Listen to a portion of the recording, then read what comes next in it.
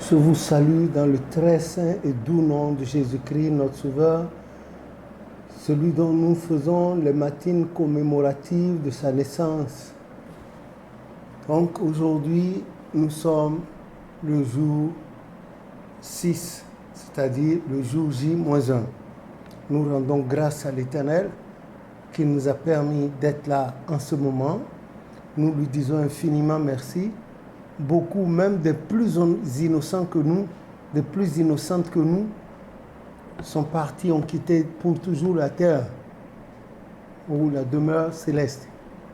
Le Seigneur nous permet d'y être. Ce n'est pas qu'ici soit meilleur à là-bas, parce que là-bas, selon Apocalypse 21, à 20, 21, ce pays-là, le sol de ce pays, c'est de l'or pur.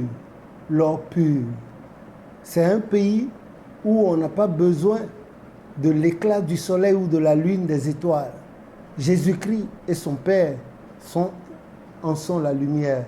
C'est un pays où les arbres, 12 fois l'an, donnent leurs fruits et les feuilles de ces arbres servent à la guérison des nations.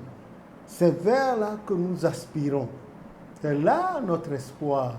Voilà pourquoi nous brandissons ici 1 Corinthiens 15, le verset 57. Voilà. Job 12 et Job 42, 12. Voilà notre espoir. Ensuite, Malachie 3, à partir du verset 16. Voilà notre espoir. Malachie 4, du premier verset au troisième. Voilà notre espoir. C'est ça notre espoir. C'est cela notre espoir. Que le nom de l'Éternel soit béni. Comme je vous l'ai dit dans les vidéos précédentes, je vous ai dit, effectivement, Papa Oshofa, après la fondation de l'église le lundi 29 septembre 1947, à 15h de l'après-midi, devant un couple ami, couple catholique ami, je veux dire Maman Marie Zevounou et son mari Frédéric Zevounou, il a reçu l'ordre divin de fonder cette église, ce qui a été fait. Et en novembre, le mois suivant, il a reçu une prophétie de la bouche de son neveu Emmanuel Maouillon Gouton, le deuxième homme que l'Éternel a ressuscité par ses mains. Celui-là, en ressuscitant, a ressuscité en prophétisant et du fait est devenu le premier visionnaire de l'église chrétienne céleste. Donc c'est par lui qu'on a reçu également la prophétie de l'institution du pèlerinage à ses mains, qu'elle sera comme un recensement, ce qui se faisait au temps de Quirinius, le gouverneur, dans Luc, ainsi, et puis ensuite, pour les générations futures, et pendant 28 ans de sa vie, Papa Oshofa, pendant 28 ans de sa vie, il a sacrifié à cette tradition. 28 ans du 24-25 décembre 1947, avec une poignée de personnes, dont je vous ai mis les noms dans les livres. Il est allé à ses mains la première fois, et où, pendant le culte, Dieu nous a gratifié du chant, le cantique numéro 317 du recueil des chants en français, chanté par la visionnaire Maoulaoué. Jésus, je croirai en toi, ô Seigneur, je croirai en toi, en ce lieu très saint, dans cette grande église. Je croirai en toi, et aujourd'hui même, j'irai chez moi avec ta grâce. Amen. Traduction authentique des deux pères Oshofa et Yansounou. Bon, voilà. Donc, ce chant, le 24 prochain, dans 2 jours, sera âgé de 75 ans. Et c'est ce que nous chantons pour affirmer notre foi et pendant le baptême également, les uns des autres.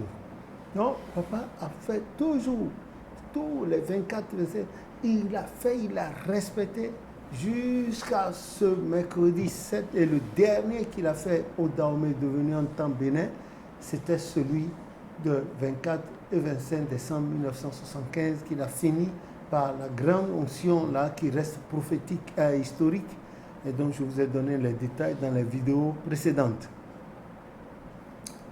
Donc, le 7 janvier 1976, le Saint-Esprit lui a demandé de passer au Nigeria.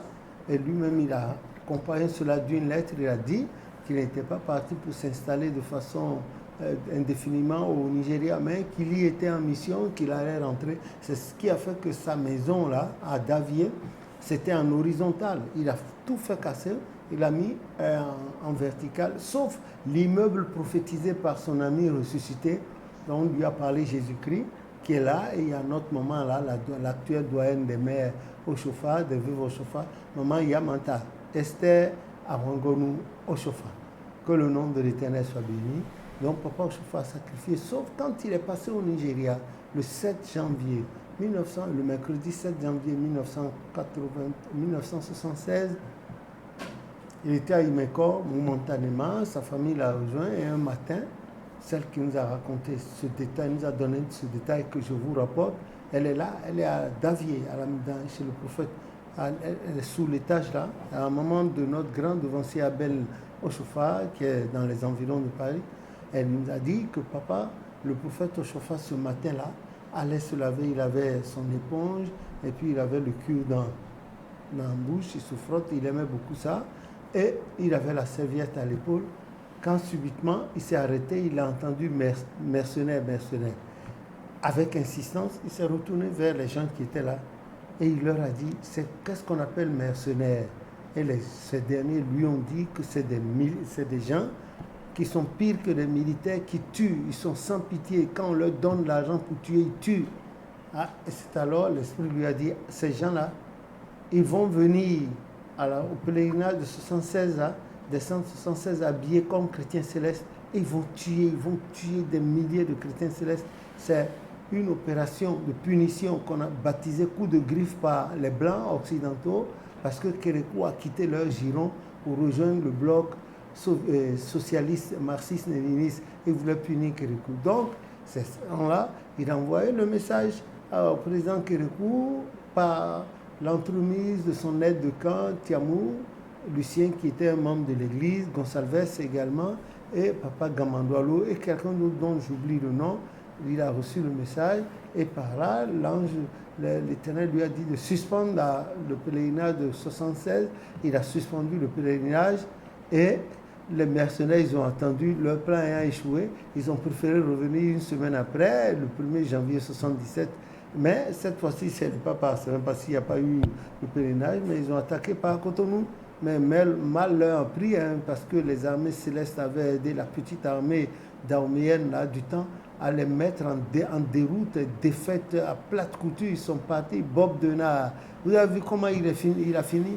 Il a fini au tribunal à Paris et il disait qu'il a rendu des services à l'État français. L'État lui a dit non, nous ne t'avons rien demandé, tu le faisais par toi-même. Et puis bon, il est mort dans cette tristesse-là. En tout cas, que le nom de l'Éternel soit béni. Que sa volonté soit faite éternellement sur nous. Excusez-moi, c'était un moustique là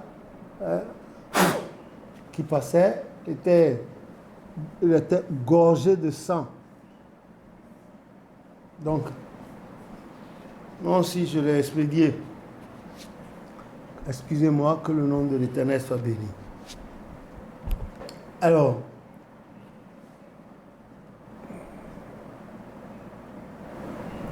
et c'est comme ça, il n'y a plus de pèlerinage. Donc, les cultes que nous faisions les 24 et 25 décembre à Sémé, le prophète a demandé que ces cultes se fassent dans la cour de nos paroisses. Ça a été fait jusque-là.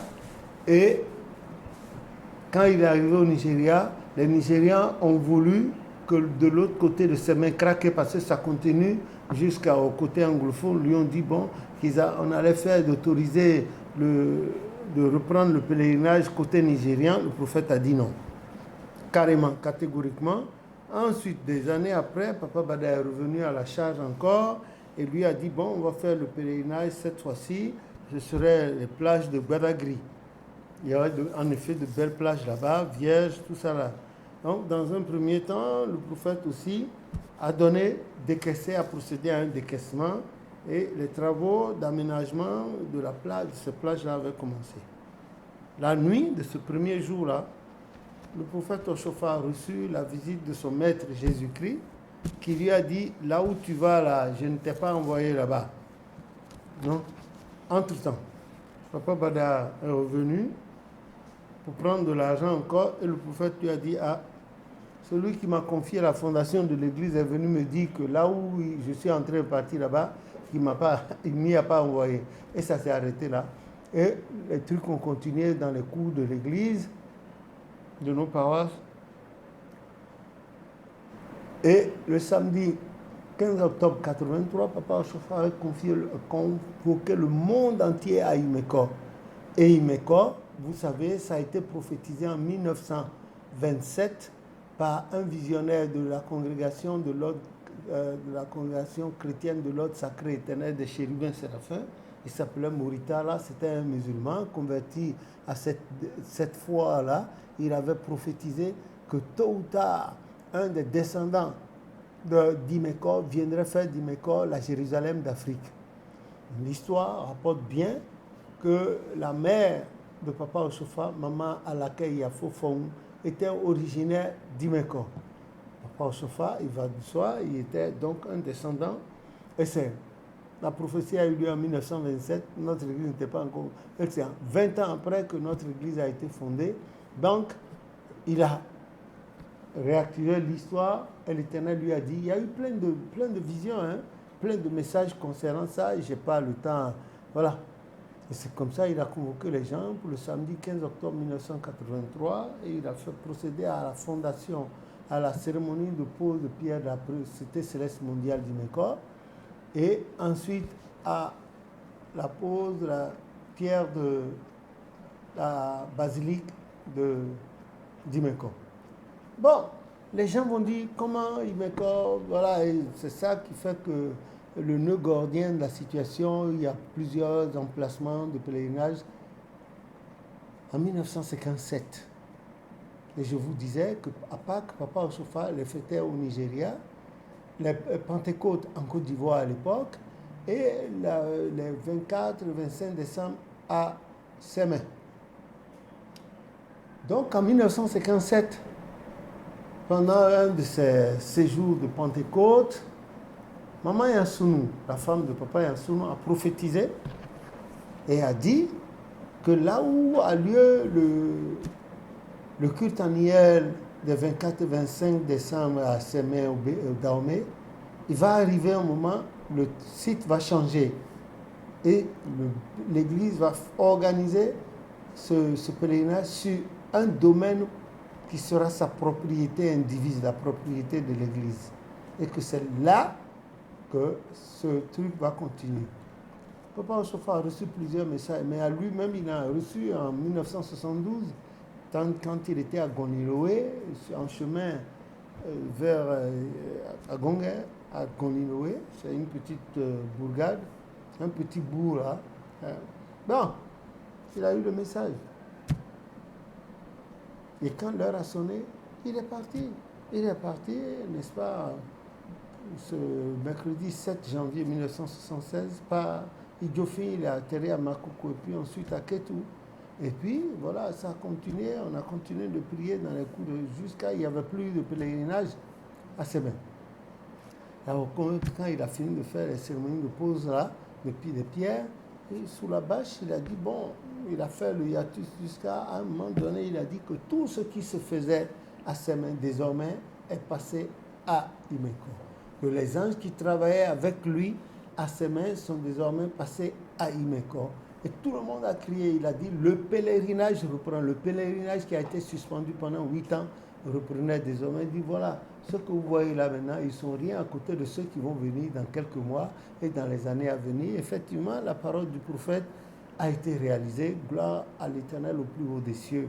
Et on a continué. Bon, ceux qui s'opposent maintenant, ceux dont les acolytes s'opposent, ceux-là ont été au pèlerinage en 83 à Imeko, en 84 à Imeko. Et leur chef, le supérieur Aragba aussi, après les obsèques de papa pour la messe la huitaine, c'était apporté au siège suprême de l'église. C'est lui qui a prêché ce jour-là, du haut de la chaire. Il a dit, désormais, le lieu de pèlerinage, c'est Imeko. 3 fois, c'est Imeko, c'est Imeko. Que lui-même, il a pris part au pèlerinage de 83 à Imeko, 84 à Imeko, et que désormais c'est Imeko que ses mains relèvent du passé. C'est ce qu'il a dit. Alors on ne comprend pas que ces gens-là,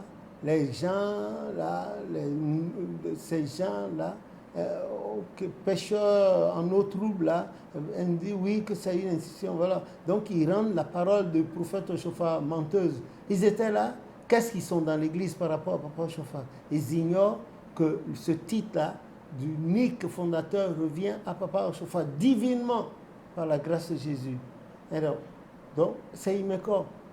Voilà, moi je ne fais pas de la publicité, mais je raconte ce qui s'est passé. Attention, je ne suis pas historien, vous avez vos historiens là, qui sont arrivés à l'église en 65 et qui disent n'importe quoi. C'est Imeko, tout le monde va à Imeko, on verra, tout le monde finira par aller à Imeko, c'est ça.